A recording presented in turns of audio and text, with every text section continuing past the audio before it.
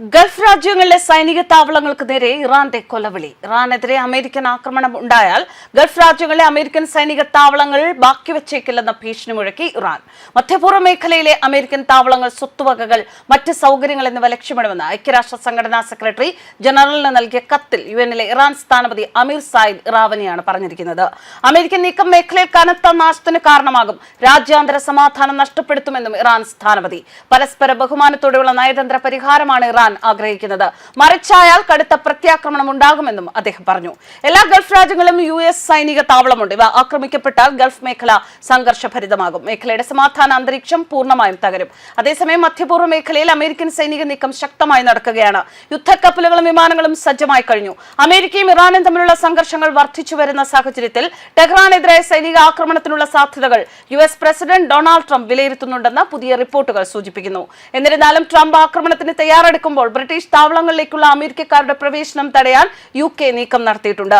Diego ഗാർസിയയിലും ഗ്ലൗസ്റ്റർഷെയറിലുമുള്ള British താവളങ്ങൾ ഉപയോഗിക്കുന്നത് അന്താരാഷ്ട്ര നിയമങ്ങളുടെ ലംഘനമാകുമെന്ന് UK പ്രധാനമന്ത്രി US-നോട് പറഞ്ഞതായി റിപ്പോർട്ടുണ്ട്.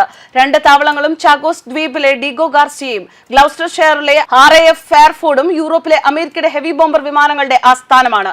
UK-യുമായുള്ള മുൻ കരാറുകളുടെ അടിസ്ഥാനത്തിൽ ഗവൺമെന്റുമായി മുൻകൂട്ടി ചർച്ച ചെയ്യുകയും സമ്മതിക്കുകയും ചെയ്തിട്ടുണ്ടെങ്കിൽ മൂന്നാം രാജ്യങ്ങൾക്കെതിരായ സൈനിക പ്രവർത്തനങ്ങൾക്ക് ഈ താവളങ്ങൾ ഉപയോഗിക്കാം. റിപ്പോർട്ടുകൾ പറയുന്നതനുസരിച്ച് സ്റ്റാർമറിന്റെ ഈ തീരുമാനമാണ് ചാഗോസ് ദ്വീപ് മൗറീഷ്യസിന് തിരികെ നൽകാനുള്ള UK-യുടെ നീക്കത്തെ അപലപിച്ചുകൊണ്ട് ട്രംപ് ട്രൂത്ത് സോഷ്യലിൽ ഒരു പോസ്റ്റ് ഇടുന്നതിലേക്ക് നയിച്ചത്. രാജ്യങ്ങളുടെ കാര്യത്തിൽ പാട്ടക്കരാർ നല്ലതല്ലെന്നും 100 വർഷത്തെ പാട്ടക്കരാർ ഏർപ്പെടുത്തുന്നതിലൂടെ അദ്ദേഹം വലിയ തെറ്റ് ചെയ്യുകയാണെന്നും ഞാൻ യുണൈറ്റഡ് കിങ്ഡം പ്രധാനമന്ത്രി കെയർ സ്റ്റാർമറോട് പറഞ്ഞുകൊണ്ടിരുന്നു, ട്രംപ് ട്രൂത്ത് സോഷ്യലിൽ കുറിച്ചു. സ്റ്റാർമറിന് പ്രധാന ദ്വീപിന്റെ നിയന്ത്രണം നഷ്ടപ്പെടുകയാണെന്നും ട്രംപ് കൂട്ടിച്ചേർത്തു. ഇറാൻ വാഷിംഗ്ടണുമായി ഒരു കരാറിൽ ഏർപ്പെടുന്നില്ല എങ്കിൽ അമേരിക്കയ്ക്ക് ഈ താവളം ഉപയോഗിക്കേണ്ടി വരുമെന്ന് പ്രസ്താവിച്ചുകൊണ്ട് ട്രംപ് ഡിഗോ ഗാർസിയയുടെ ഉദാഹരണം ഉപയോഗിച്ചു. അവരുടെ ആണവ പദ്ധതിയിൽ ഒരു കരാറിൽ ഏർപ്പെടേണ്ടതില്ല എന്ന് ഇറാൻ തീരുമാനിച്ചാൽ വളരെ അസ്ഥിരവും അപകടകരവുമായ ഒരു ഭരണകൂടത്തിന്റെ സാധ്യതയുള്ള ആക്രമണം ഇല്ലാതാക്കാൻ അമേരിക്കയ്ക്ക് ഡിഗോ ഗാർസിയയും ഫെയർഫോർഡിലുള്ള വ്യോമതാവളവും ഉപയോഗിക്കേണ്ടി വന്നേക്കാം. UK-ക്കെതിരായ ആക്രമണവും സാധ്യമാകുമെന്ന് ട്രംപ് കൂട്ടിച്ചേർത്തു. UK-ക്ക് വേണ്ടി പോരാടാൻ ഞങ്ങൾ എപ്പോഴും സജ്ജരും സന്നദ്ധരും പ്രാപ്തരുമായിരിക്കും. പക്ഷെ വോക്കിസത്തെയും അവരുടെ മുന്നിലുള്ള മറ്റു പ്രശ്നങ്ങളെയും നേരിടാൻ അവർ ശക്തമായി നിലകൊള്ളേണ്ടതുണ്ട്.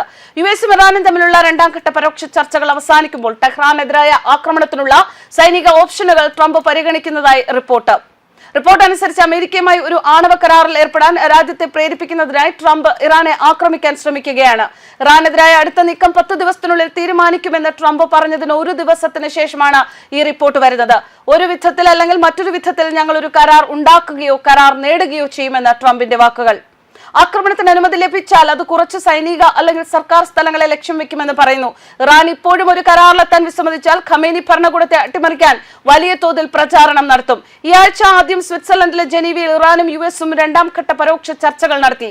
ഒമാന്റെ മധ്യസ്ഥതയിലാണ് ചർച്ചകൾ നടന്നത്. ചർച്ചകളിൽ പുരോഗതി കൈവരിച്ചതായി ഇരുപക്ഷവും പ്രസ്താവിച്ചു എങ്കിലും സംഘർഷങ്ങൾ ഇപ്പോഴും തുടരുകയാണ്. News desk കർമാനസ്.